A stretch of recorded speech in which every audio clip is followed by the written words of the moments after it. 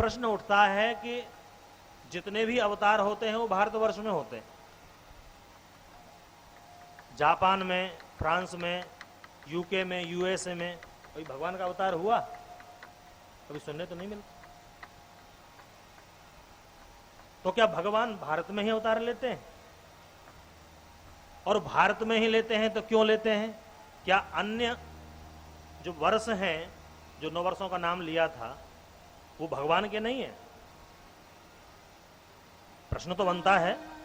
कोई आपसे पूछे कि भाई क्या भगवान ने आपके यहां के लिए पेटेंट करा रखा है कि अवतार भारतवर्ष में ही होंगे, मनुष्य तो वहां भी रहते हैं? तो उसका बड़ा सुंदर उत्तर श्रीमद् भागवत में प्राप्त होता है। क्या है? ये जो 9 वर्ष हैं पृथ्वी पर, इनमें जो भारतवर्ष है ये कर्म भूमि है, कर्म क्षेत्र होता है। अन्य जो 8 वर्ष हैं वो भोग भूमि है। ये कर्म भूमि और भोग भूमि का क्या संबंध है? आपने सत्कर्म किया, आपको स्वर्ग प्राप्त हुआ। तो स्वर्ग का अर्थ ये नहीं है कि आप नित्य निरंतर वहां निवास करेंगे। स्वर्ग तो एक 5 स्टार होटल की तरह है। जब तक आपकी जेब में कैश है तब तक आप होटल के अंदर हैं। जब तक आपके पुण्यों का प्रभाव है तब तक आप स्वर्ग में हैं।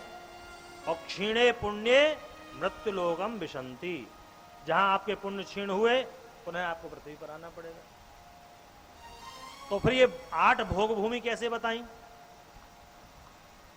तब एक उदाहरण देते हैं, आधुनिक उदाहरण।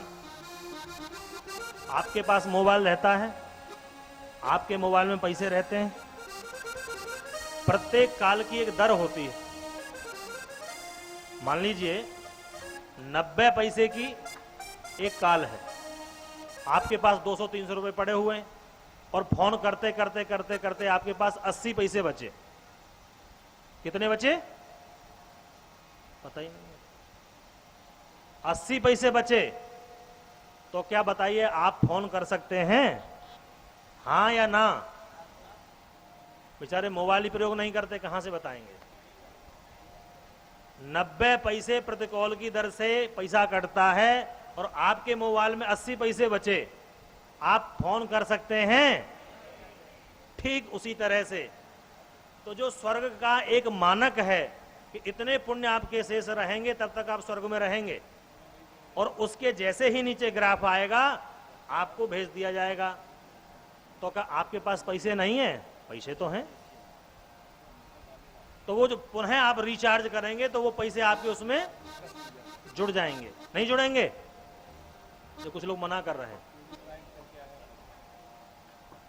जो आपका शेष द्रव्य है वो आगे आने वाले जुड़ जाएगा। उसी प्रकार से जो थोड़े बहुत पुण्य शेष रहते हैं, उन पुण्यों को लेकर के वो लोग जो स्वर्गावशेष हैं वो अन्य 8 वर्षों में जन्म लेते हैं, जिसको कहते हैं भोग भूमि। और यह है कर्म भूमि। यहां तो ऋषि मुनि सन्यासी बन करके हजारों वर्ष तक तपस्या करते हैं। इसीलिए यह भारत भूमि का गौरव है। यहां गंगा और यमुना जैसी नदियां हैं जिनको माता का पद मिला हुआ है, मां की संज्ञा मिली है। नदियां तो आपके बहुत सारे कंट्री में हैं। किसी नदी के साथ में मां शब्द जुड़े हुए देखा है आपने? कितनी सारी नदियां हैं विश्व में, कोई मां कहता है? कोई नहीं कहता। परंतु यहां नदियों को माता का स्तर मिला। तो ये भारत भूमि का गौरव है। इसीलिए भारत भूमि में ही भगवान जन्म लेते हैं। एक बात और, यह भारत भूमि एक शरीर की तरह है। इस शरीर के बहुत सारे अंग हैं, उस तरह से इस भारत भूमि में भी ये 9 वर्ष हैं। 9 वर्ष में जो भारतवर्ष है वो हृदय की तरह है। हाथ टूट जाए, हाथ अलग हो जाए, जीवन चल सकता है। आंख में चोट लग जाए, आंख से दिखना बंद हो जाए, जीवन चल सकता है। पैर टूट जाए, जीवन चल सकता है। अरे यहां तक एक किडनी भी खराब हो जाए तब भी जीवन चलता है। और कहीं हृदय ही बोल गया तो सारे अंग पुष्ट बने रहे, जीवन चलेगा? इसलिए इस भारत भूमि पर धर्म की ध्वजा अनवरत शिखर पर दिखनी चाहिए। तो भगवान समय समय पर यहाँ अवतार लेते हैं और मृत्यु लोक में मनुष्यों को शिक्षा देते हैं। हनुमान जी महाराज कहते हैं, प्रभु आपका अवतार दुष्टों को संहार करने के लिए नहीं होता, तो काहे के लिए होता है? मर्त्यावतारस्तु है मर्त्य शिक्षणम रक्षो बधायै वन केवलम विभो।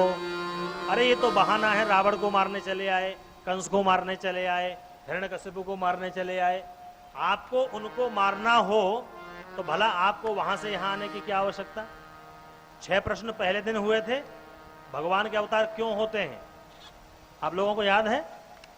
प्रारंभ में 6 प्रश्न किए तो उनमें एक प्रश्न यह भी था, भगवान के अवतार क्यों होते हैं और कितने होते हैं?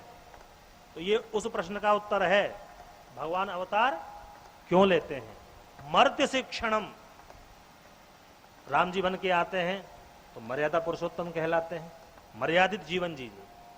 कृष्ण बन के आते हैं तो वह योगीश्वर बन के आते हैं और ऐसा दिव्य ज्ञान अर्जुन को देते हैं, कितने हजारों लाखों नोबेल पुरस्कार न्यौछावर कर दिए जाएं तब भी कम है गीता के ज्ञान पर। और वो वीरता कौशल दिखाते हैं तो जरासंध जैसे को छका देते हैं। और भक्त की रक्षा करते हैं प्रण की, तो भीष्म की प्रतिज्ञा की रक्षा करने के लिए अस्त्र उठा लेते हैं। और जब बिगड़ना चाहें तो उसी जरासंध के सामने पीठ दिखा करके भाग जाते हैं और नाम पड़ता है रण छोड़ भगवान। ऐसी दिव्य लीला करते हैं। ये भारत भूमि का गौरव है। इसीलिए